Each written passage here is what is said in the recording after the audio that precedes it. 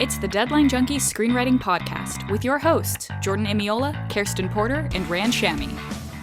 All right, our guests today are Gregor and Doug Mand, screenwriters of the Disney Plus film Chip 'n Dale's Rescue Rangers, and TV writers for shows such as Crazy Ex-Girlfriend, How I Met Your Mother, and a whole lot more. Welcome, Dan and Doug. Hello. Hello. Thank you for having us. Thank you for coming. Yeah, so we're going to start at the very beginning and then catch up to present day. So our first question for you is, where did it all start? What made you want to write or create content? Oh, it started from everything. Oh, okay. Yeah.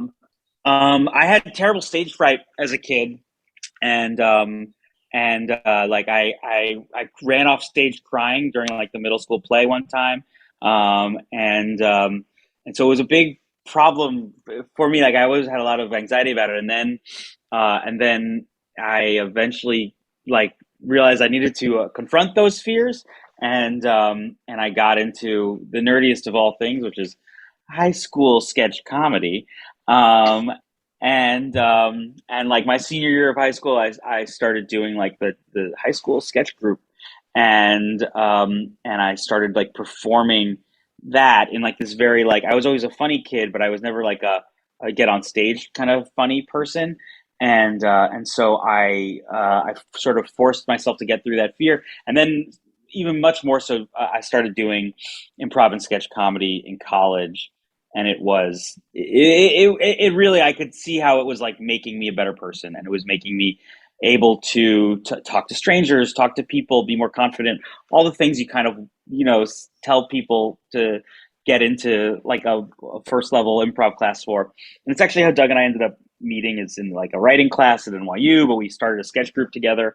And, but that remains still sort of this safety valve I have on my inclinations towards isolation and depression and just introversion, and so that the performance side of it, the comedy side of it, is probably the biggest way that I sort of fight those things, and so I always find that like that's like my own internal balance of like I have to go be creative out loud with people. Otherwise, I will like start just like scrunching up into a ball and never talking to people. I love that story. I was not scared of being on stage. It was one of the only things I was not scared of, and currently still am not scared of. I like being on stage. I like performing. I like making people laugh. I did not think I was ever going to be a writer. I thought that I was not intellectual enough to be a writer. I thought I would be in some kind of performing or acting. And I went to college. I went to Skidmore for 2 years, and I saw the sketch team perform, and I was like, oh, I want to do that. Audition, got in. And then when I transferred to NYU, I met Dan in a writing class, and he said, come on and audition for my sketch group. And that was kind of my way into it. And then realizing very quickly that just being an actor is an awful thing to try to do, and start producing for yourself. And that's what kind of led me into writing and kind of learning how to write sketch and then TV and features in that kind of order, and seeing and then just growing to really love that even more than performing and wanting that more. Awesome. So we know you're both at UCB. Did you do a lot of crossover there? Did you join together? Oh, yeah. Well, I mean, Dan had discovered it before. I was there. I like actually transferred. I went for my freshman year to Brandeis University in Boston, and having a terrible time, really depressed. And I visited a friend at NYU for the weekend, and he was like, "Hey, you got to come to this theater and check out this thing that I found." And it was like still, I mean, it wasn't even in the theater on 26th Street, if you remember that. It was actually still at the old strip club on 22nd Street, and even more of a dirt hole, kind of a black box. And I went, and it really was like some people have religious awakenings. I had like an emotionally like creative religious awakening, because I went. I saw like some of the teams there. It was like the old Respecto Montalban team. It was like Rob Riggle and Rob Hubel and Paul Scheer and that kind of crew. And I remember, and I left that show like that one weekend, and I instantly went home and I downloaded the transfer application to NYU, and I was like, that's it. That's what I'm doing. And I went back to Boston that weekend, and I filed to transfer. And the moment I got to New York, I started taking classes at UCB, started performing there, and it was like it just gave me a real center of gravity and a real purpose.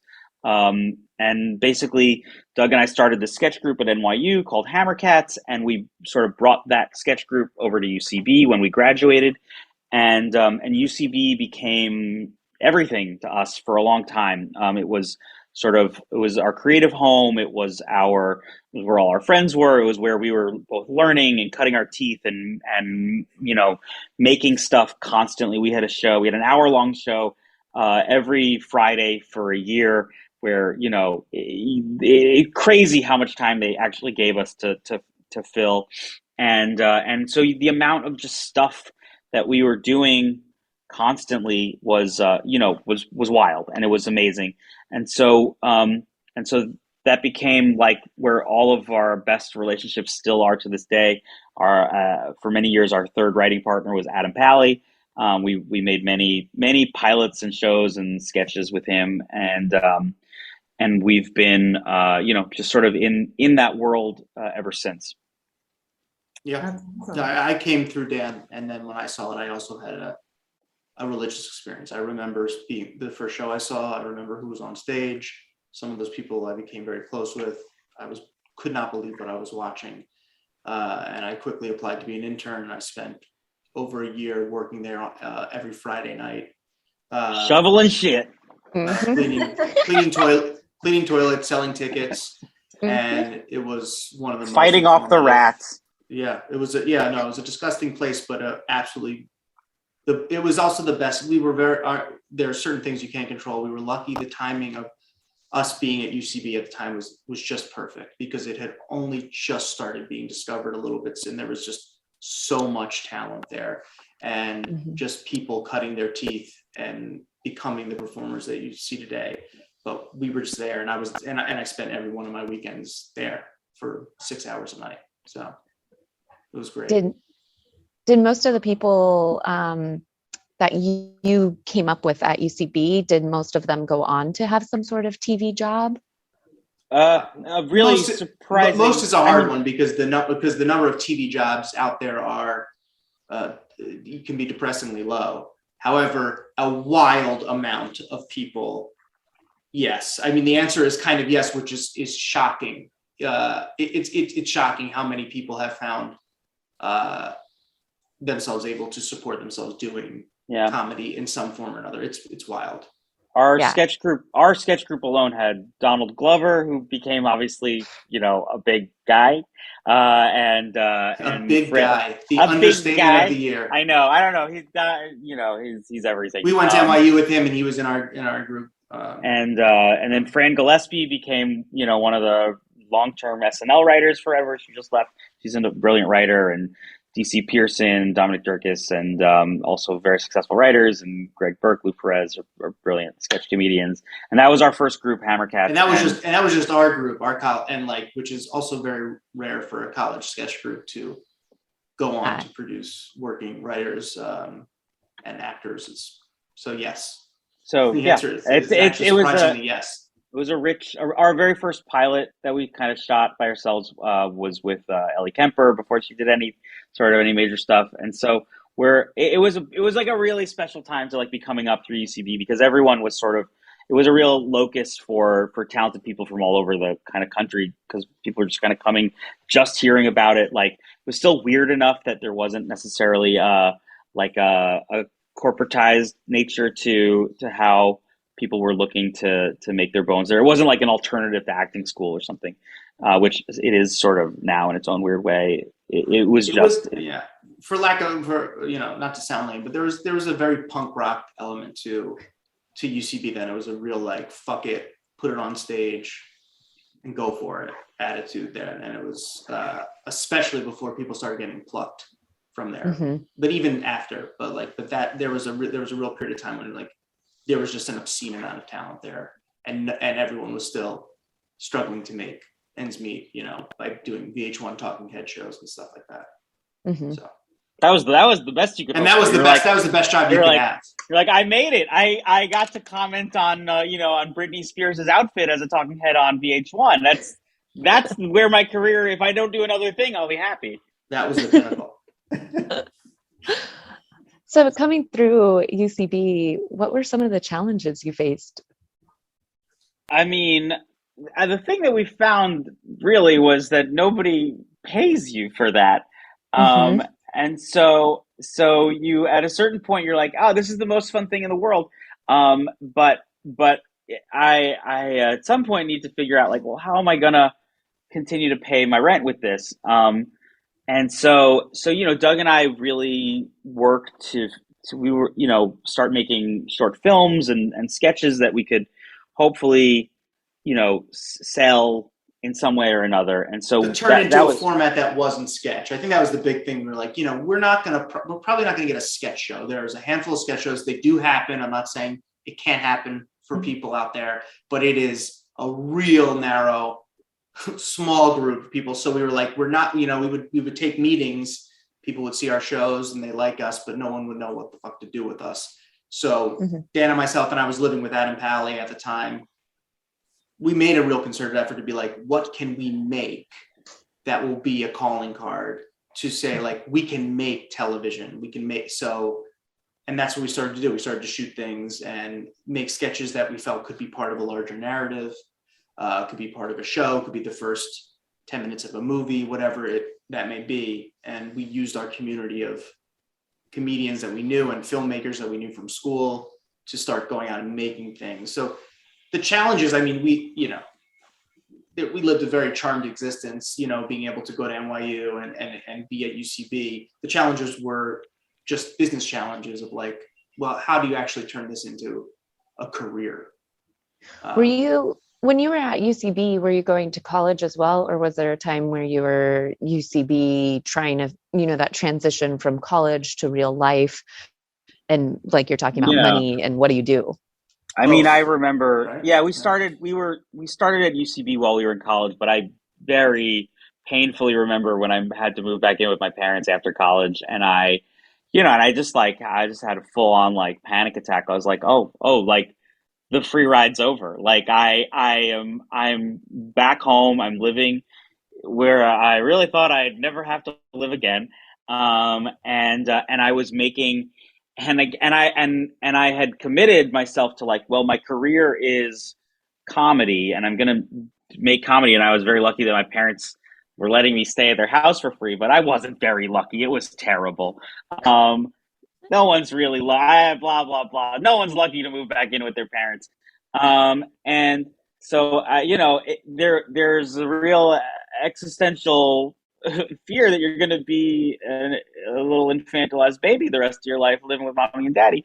And so it was something that I very distinctly remember being like, this is crazy. I'm making almost no money and I'm just going into the city every day to go make more sketch comedy for no money. And it's definitely really scary to just sort of put your faith in like, it's gonna work out. It's gotta work out. And it's eventually preparation meets luck, and that's called opportunity. Totally. You put your faith in it and here it is. It happened. Exactly. Yeah. Thank you for taking us down this walk down your UCB memory lane. Thank you. Sorry. Thank you for letting us. Yeah. We always want to know where our guests come from and where they start. But to shift gears to something more recent, your latest film, Chippendale Rescue Rangers, comes out in a few days. How did you both end up writing on that project? You want me to take a little of this, Dan, and then you go for it. Yeah. Well, okay. I looked at what you guys do. It's really cool what Deadline Junkies do. I didn't know. So I imagine that this is a pretty specific group of people that listen to this as well. So just to take you behind the curtain a little bit, you know, we had been working for a little while. We had been on How I Met Your Mother. We were taking meetings, and you get to a place sometimes, if you're lucky enough to get to talk about open writing assignments, which are properties that different companies have the rights to, and they're like, we want to make a movie.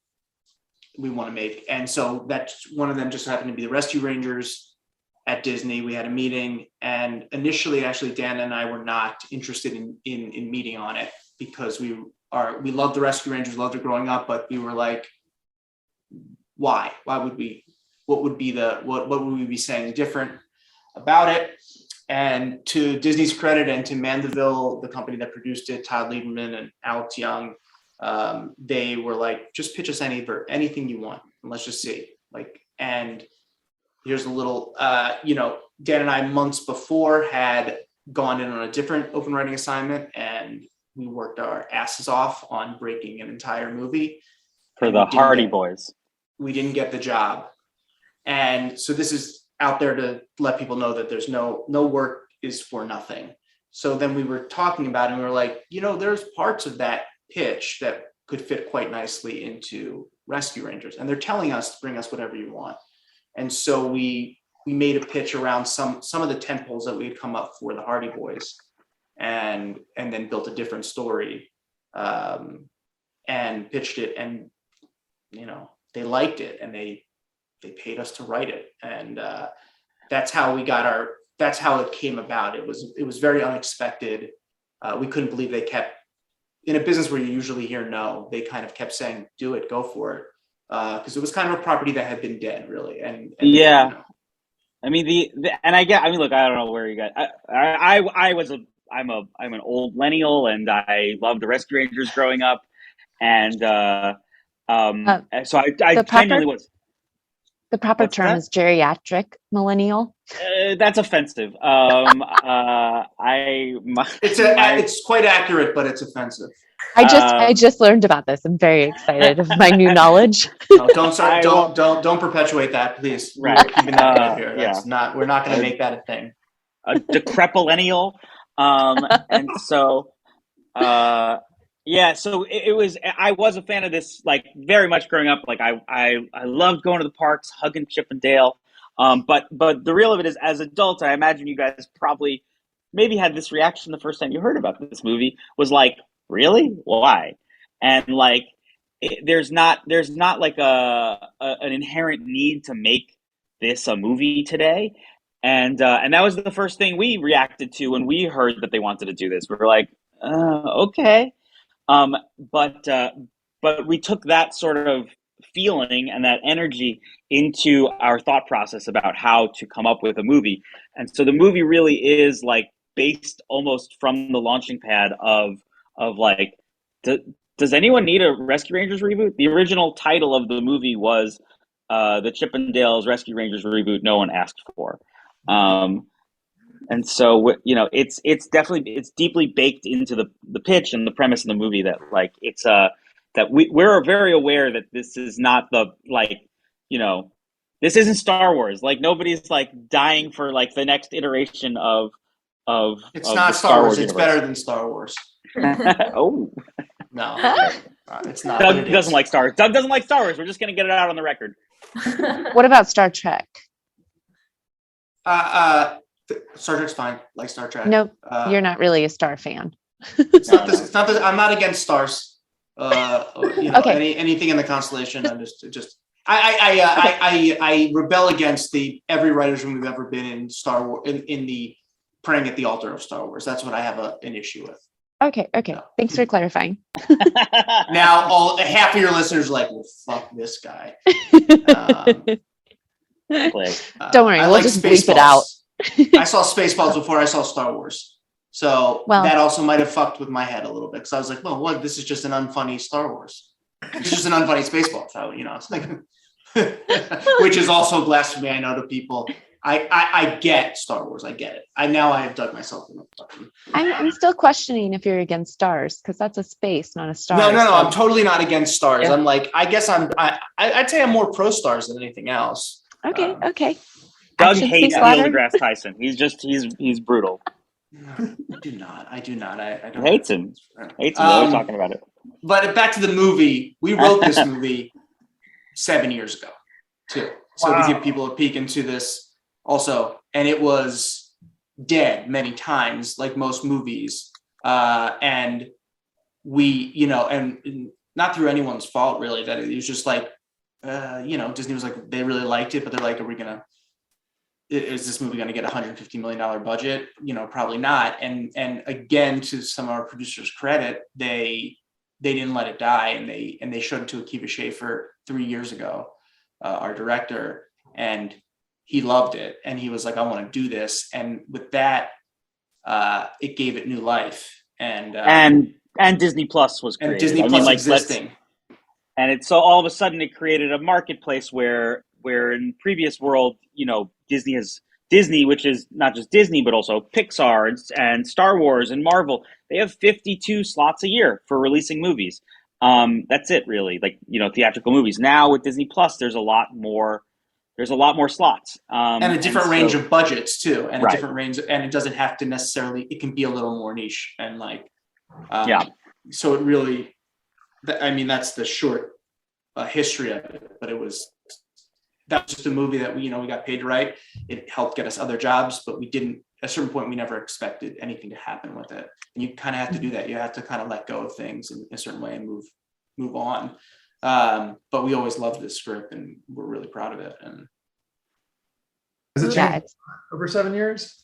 What's that? Has it changed a lot? Yeah. Was it the same years ago? We've worked on so many movies where we'll come in the middle or the end, or like that's normal enough in terms of like rewrites and stuff. But this movie has certainly changed. I mean, if you read the original script, you'd be like, oh, that scene's not there and this scene's different or whatever. But it's still basically the same movie. Which is also shocking. Yeah. Shocking. That never happens in studio filmmaking. And I got to give a lot of credit to Akiva, who was really just like got what we were going for. And the movie is he just made it better. He took what we had done and just made it better, and we collaborated with him. But the essence of that movie is what was on the page in the beginning, which is very rare, and we're really excited about. Dan and I were looking at it, we're like, man, that joke is from the first draft. Yeah, which is really unheard, which is just, and that's not to toot our own horns. That's just so many things have to go right for that to happen. So many things over 7 years. I mean, everything moves, and that's fine. Like, it's fine for things to move and shift, especially once you hit production. You want things to improve and shift when you're like actually making the movie and you're editing the movie. Like, and in an animated movie where you can change the jokes a billion times. Well after actual physical production, there's no reason not to like keep honing.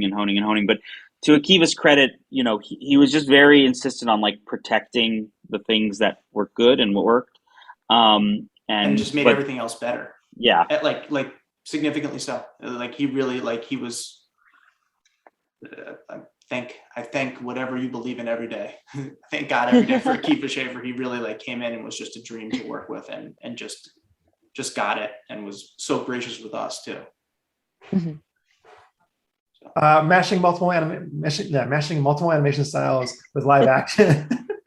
What's that like from a writing standpoint? It was one of the more fun parts of the creation of the world in the movie, to be honest. Like, it was, like, no secret, like Roger Rabbit was a deep inspiration point. It's one of like my favorite movies of all time. I'm obsessed with it. But one of the little observations we felt like we could really expand in this movie was to really think about how animation styles themselves are sort of time stamped. And so the idea that there's certain cartoons that like existed from a certain era and they'd be a certain age, or they're from a certain place. Like, there's a scene in our movie that takes place at like a Russian bathhouse. And so the animation styles in the background for some of those characters are like crappy 1950s animation. And one of the details about like that animation style is like they actually had less frames per minute because they didn't want to spend as much. And so So like they have a sort of a more of a floating quality. They like move from like one frame to the next a little slower, and you'll see like weird little details like that. And so we really thought about like the neighborhoods and the places that would be in our make believe Hollywood, where cartoons are real people and real actors, and tried to think about like, okay, like who's the young cool teen cartoon that would exist in this place? Who's the old hat kind of like old Hollywood star that's been around forever? And and some of that stuff is very much in the movie. Others of those things are just like jokes in the background, things that are just details and texture, and other stuff is like just part of the development of it. But we definitely tried to think a ton about like animation style as a signifier for who these characters are, and like what their personalities are like, or to take those things and play them as opposites. So that brings me to the next question. What type of cartoon character would you guys be? Oh, Yeah. well, I mean, I definitely had a Darkwing Duck impression for a good portion of my childhood, and that's always how I seen myself, as a Darkwing Duck type. I won't break out the impression because I tried to bring it back and it was really bad. That's my answer. There you go. I think that the first thing I thought of was, I don't know if anyone saw the animated Sword and Stone Yes. movie. I think about the character for that, not the second half where he pulls the sword from the stone, but the weak part where he's having a trouble getting that sword out of the stone. I think that also that I guess that 19, I don't know what year that was. That's 70s, I think. 70s, No, maybe early Disney, 80s. I think 80s.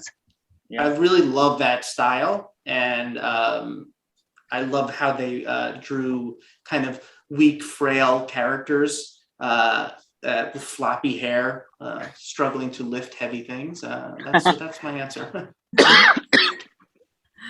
Love that. So to shift topics a little, we know you have a lot of experience creating your own content. We talked a little bit about your sketches and shorts. Could you tell us some about Most Likely to Murder and, your journey taking that to South by Southwest, if you submitted it to other festivals, and what that was like for you guys? Yeah, we started writing that, a couple years before. It was a big goal when we were leaving How I Met Your Mother, that we were like, we really want to like make something a little more on our own and a little more independent, and so we started writing that sort of towards the end of working there, and it was always from the outset we were like, well, we got to think about something that can be pretty contained and low budget. There's a storyline in that movie about wanting to watch an old VHS tape and how hard it is to find a VHS player. And that was the whole movie for a while. We were like, oh, what if it's just like a guy going around his old hometown looking for a VHS player? And eventually we realized like that's not enough of a story. And so we started thinking about some ways to really beef up like plot and intrigue and momentum. And so it became a sort of a Rear Window story, which is again like this wonderful sort of self-contained location where it's like really is about these two houses across the street from each other. And so we wrote it, and we're like we said, we've been best friends with Ada Pally forever, and Rachel Bloom is my wife, and she had just won a Golden Globe, and it was a very exciting time, and people were excited to give us just a little bit of money, and so we took it out. Frankly, we took it out to a ton of places, and nobody for a while, and nobody bought it. And nobody would finance it until Rachel won a Golden Globe, and so Rachel won a Golden Globe, and that opened up some doors a little bit more, and so. But no floodgates, not floodgates. Not a knock on Rachel, but no floodgates were open. Well, as a specific that I'm sure, like up and coming filmmakers who are trying to make their own stuff like maybe useful to know is like we got an offer from Sony, Sony not Screen Gems, their indie division, Sony whatever classics. Who knows if it exists anymore? It actually does, I think. But anyway, they were very nice. They offered us, they made an offer to us. But we had budgeted the movie at like we had figured out we could get this down to like a little over $1 million, something like that. If we really pushed it, we knew we were going to film. We thought we wanted to film in New York, which is a little more expensive, but has more access to obviously crew and talent. And so we figured a way we could get it down to like maybe 1.25, something like that. And Sony offered us like 600, and we were like, "Ooh, that's really half of what we need at the low end." But we were like, that's just what the business is. You're like, we really are desperate to make this movie. We got to make this movie. We're gonna make it no matter what. And so we had basically agreed to it, and it wasn't even 600. What it was 600 in I believe it's called deficit financing. Is that the term? Basically they told us we could take out a loan for $600,000, and they would guarantee to pay us back when the movie was made. And so like that's a whole other level of like risk where you're like, oh, okay, I'm going to take a $600,000 loan for an IOU from this studio, basically. And, and like we talked to enough people that were like, yeah, that's a thing. People do that. And it's real. Like they'll pay you back. But if something goes wrong and you don't finish the movie, well, you fucked. And so, nevertheless, we were in a place where we're like, well, we're really passionate about this. We really desperately want to make this movie. And so we're going to do it. And then, man, out of like sheer luck, we were going to sign that Sony contract on a Monday, and the Friday before it, we happened to be taking a meeting at Lionsgate, to do a rewrite on the Monopoly movie. And we were like, it's just a classic thing. We were literally on like the elevator going down with the executive, and he said, yeah, what else are you guys working on? And we're like, oh, we're about to sign this thing to go make it a low budget movie for Sony. And he was like, oh, what's it about? And we told him like the one-liner, and he was like, we're Lionsgate is opening up a low budget division right now. Could I read the script? And we sent him the script that Friday. And on Monday, before we signed the Sony contract, he was like, we want to make you a deal. And they actually offered us like the budget we needed and more. And we got, everything we needed, and we were able to go film, one of their first and only movies from their long ago shuttered indie low budget division. And so it was great, and it was an amazing experience getting to make that movie with our loved ones and our friends. And Doug is in it. He's one of the stars of the movie. He grew one of the worst beards of all time to play a wannabe drummer in a band. And it was an amazing experience. We made it, and then we applied to all the festivals. And that's not even true. We applied to the first round of big festivals like Tribeca, Sundance, South by, maybe one or two others, and we got into South by, and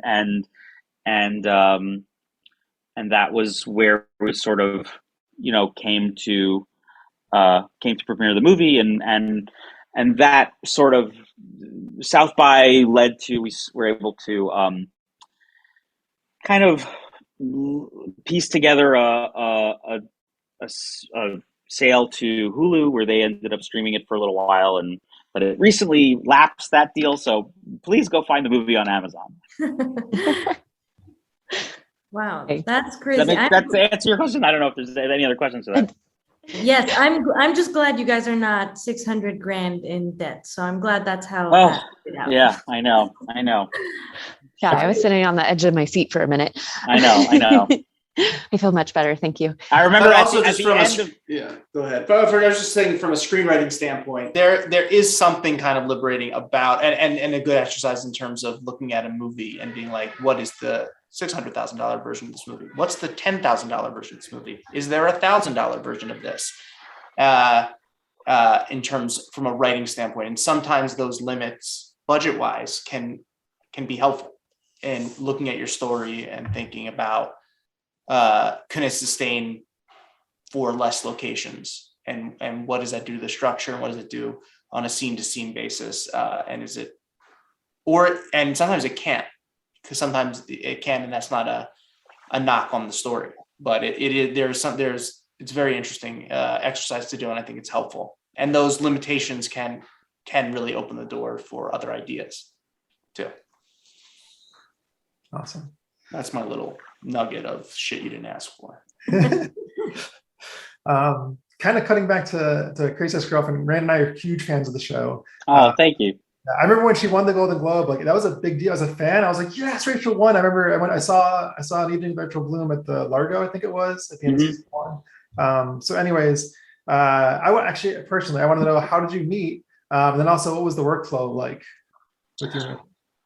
Well, I mean, funny enough, Rachel and I met in the same sketch group that Doug and I started at NYU, Hammercats.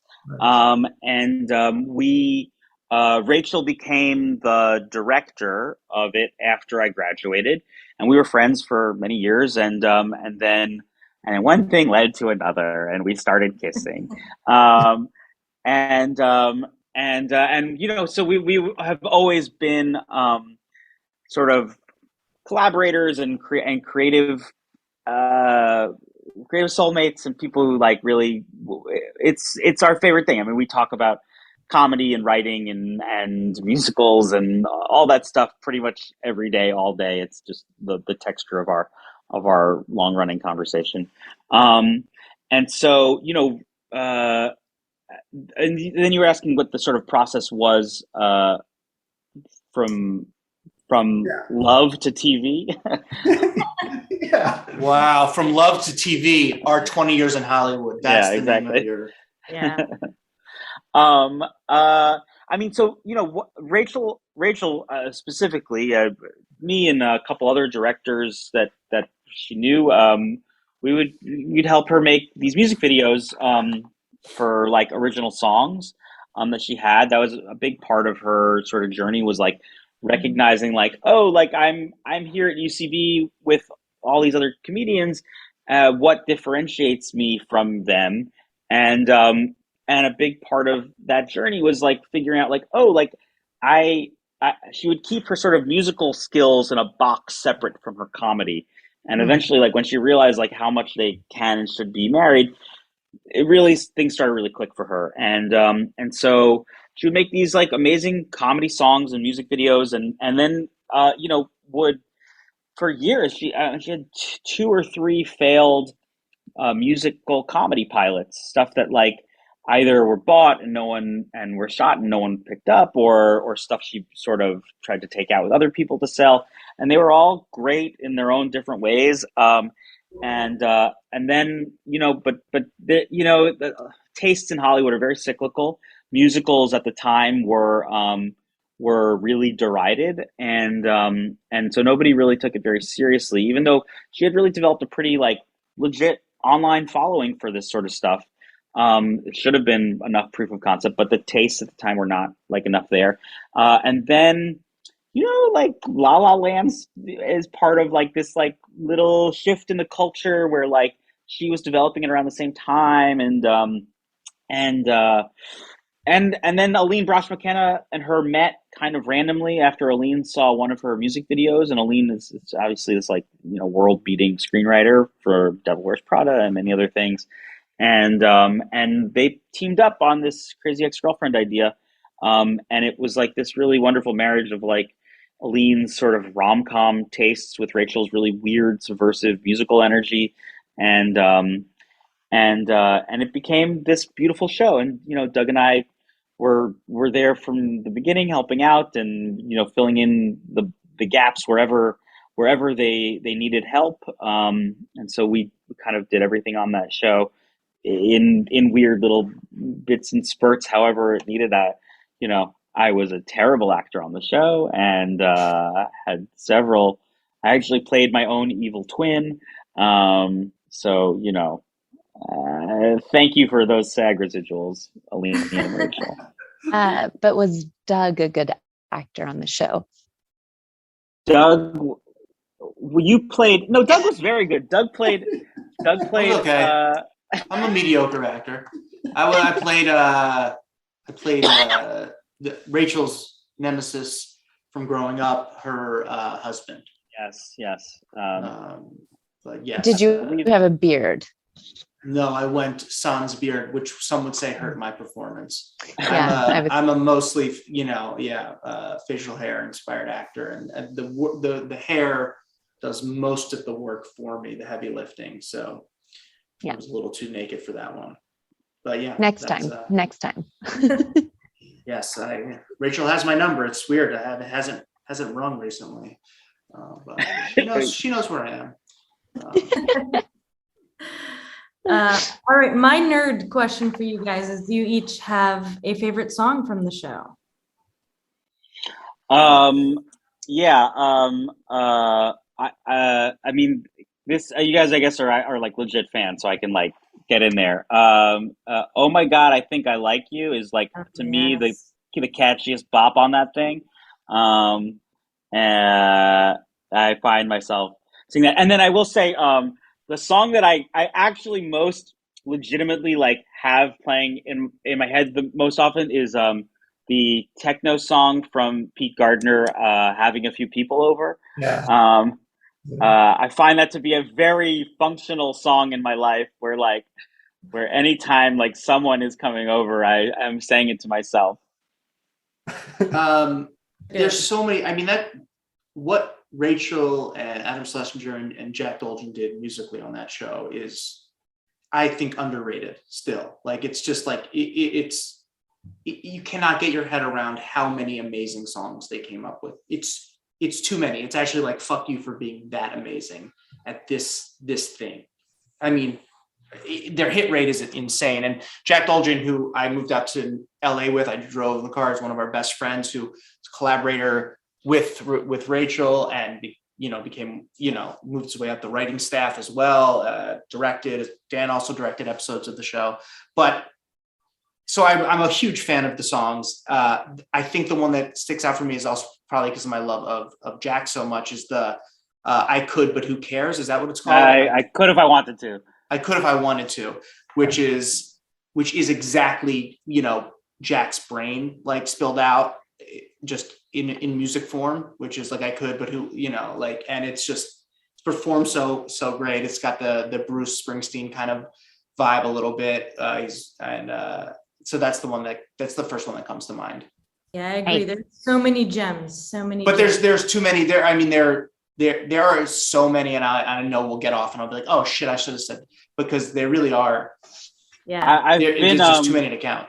I've been really like just completely tickled and overjoyed with how much traction some of these songs are getting on TikTok.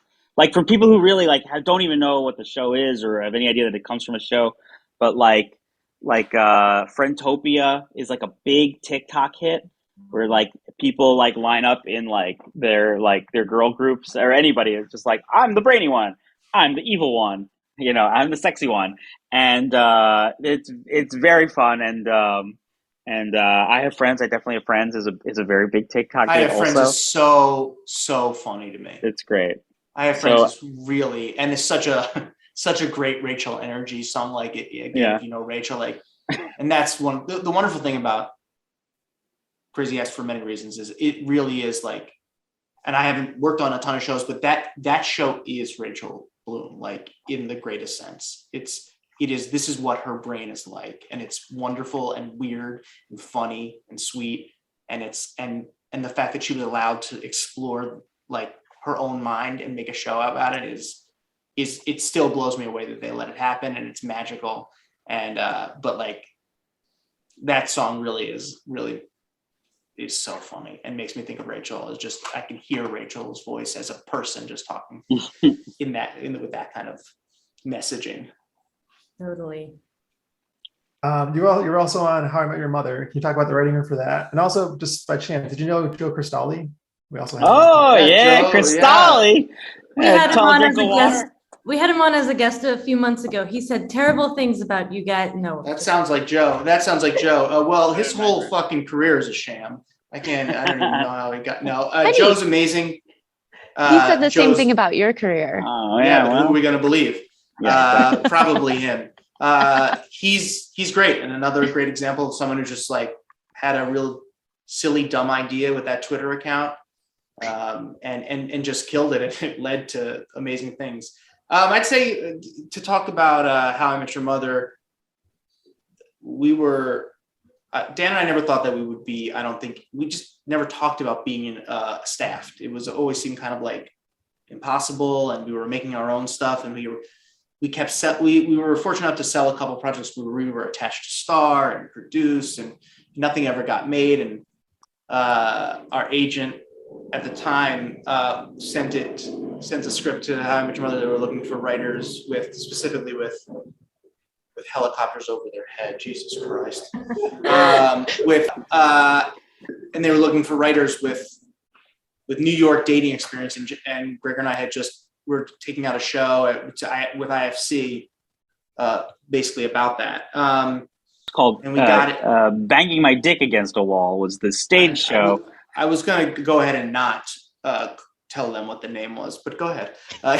Yeah. But anyway, we got the job, and it was just amazing. It's where we learned how to write. Honestly, it was just a murder's row of writers from Frasier, from Arrested Development, from just everywhere were there, and the higher up Living writers, Single and Full House, couple real 90s gems.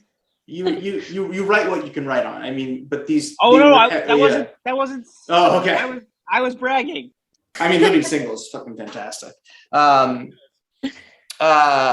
And they were just also gracious to us as staff writers, and allowed us to grow. And we got to watch over 100 episodes of television be broken and learn how to do that and churn them out. And so it was, and to this day, some of our closest friends we met there and still talk to all the time. So working in How I Met Your Mother was from Joshua Tree with two of the other writers. Yeah, just got back from Joshua Tree this Gerard, and Matt Zimmerman. Beautiful birthday party for the boys.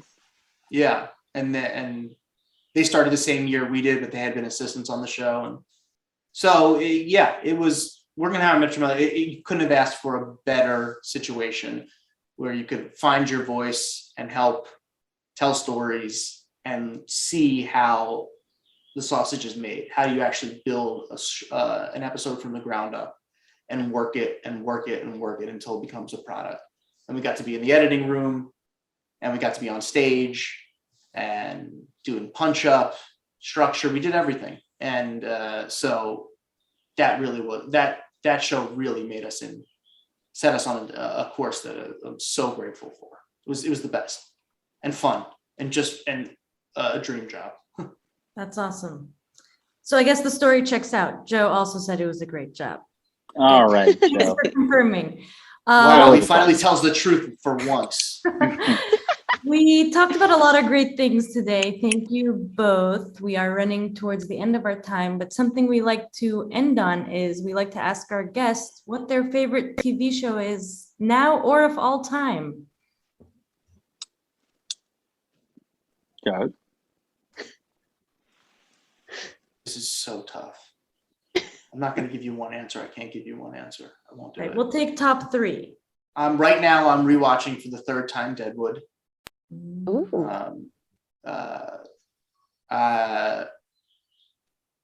Sopranos I've watched 5 times through. Those shows to me are like a gold standard. and I could watch Frasier whenever. Yeah.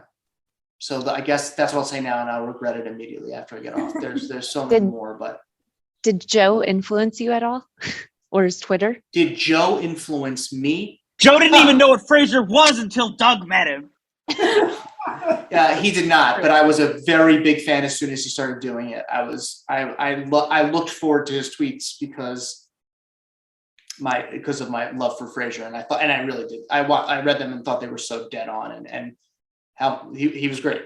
So no, but he did not influence me in that way. No, I will not give him that credit. I will give him credit for a fantastic idea and even better execution.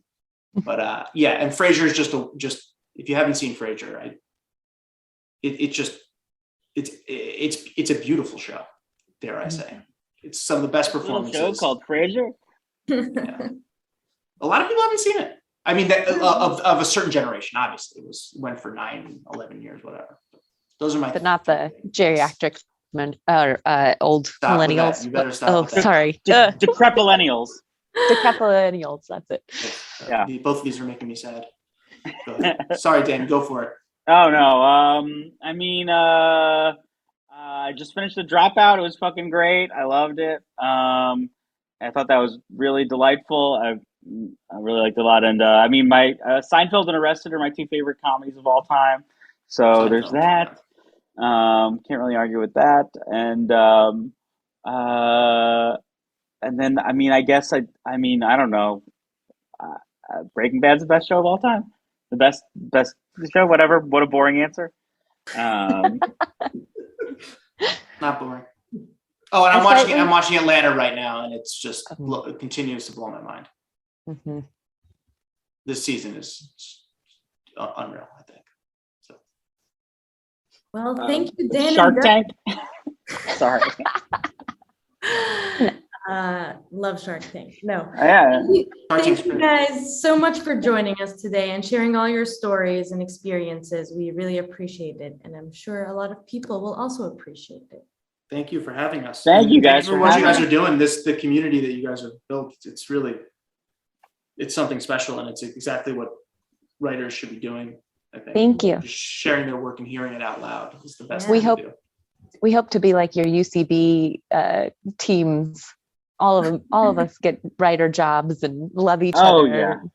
I will say, like, the comedian Gil Ozeri is a good friend of ours. He was coming up with us, and I remember he said, in this very depressed sort of way, he was like, look around here. Well, how many of us could actually make money at this? And he was like, and he was really serious. He was like depressed about it. And I was like, I don't know, like, what if we all did? And Gil was like, what, at best 10%? And he was so wrong. It was really like most of us like found a way to make a living at it. And I bring that up to him sometimes because I'm like, you know, it was good that we all stuck with it because it worked out. Yeah. We really did. Yeah. Well, thank you again. It has been such a pleasure talking to both of you. Yes, thank you so much. Thank you guys. Check out the movie on Disney Plus. Yeah. Rescue Rangers. Subscribe, rate, and review for more episodes. Thanks for listening to the Deadline Junkies Screenwriting Podcast.